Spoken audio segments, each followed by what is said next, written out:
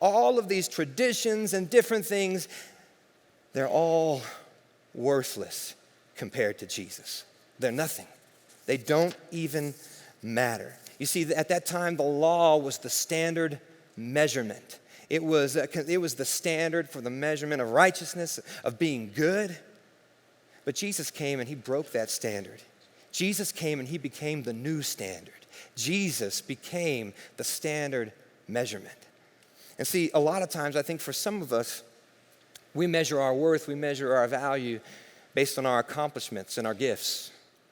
And if we're good at this, then we're worthy or we're valuable. But what happens if you can't do that anymore? What happens if you lose the ability? If you're a singer and you sing amazing and that's your identity, what happens if you can't sing anymore? Do you lose your identity? Where does your identity come from? Who are you? You see, what standard are you measuring yourself with? See, it is Jesus who brings the value to us. It is Jesus who brings value. It's everything about him. Nothing compares to knowing Jesus. And here's the truth. Here's the reality of it all. No one can ever measure up.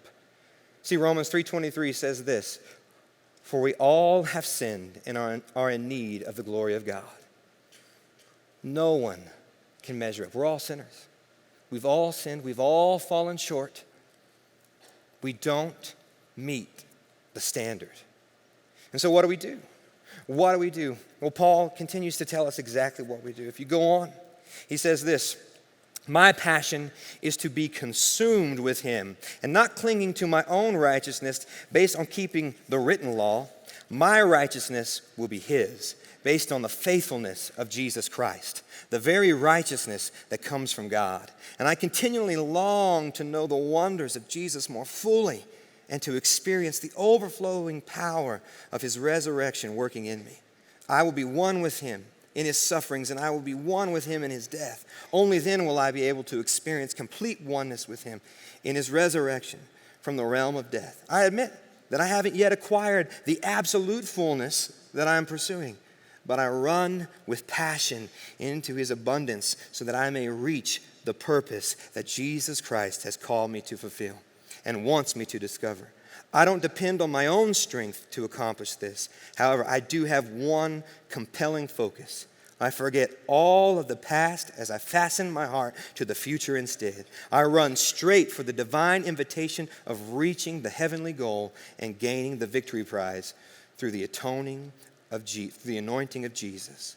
So let all who are fully mature have the same passion.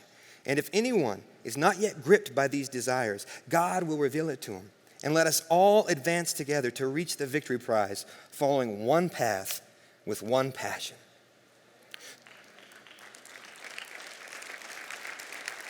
So what Paul is saying here, he's saying, I forget everything. All my accomplishments, everything that was great, I forget it all. And I run straight to Jesus. I run after him with a focus, with a compelling focus. I run after him with a passion, with all that I have. Oh, I don't know if I can do this. I already blew it I'm blowing it. I'm not living up to the standard. And listen, Paul says I'm not perfect yet. I haven't reached that yet. But I'm pursuing Jesus with all that I have, with a passion in my heart, a zeal. And nothing compares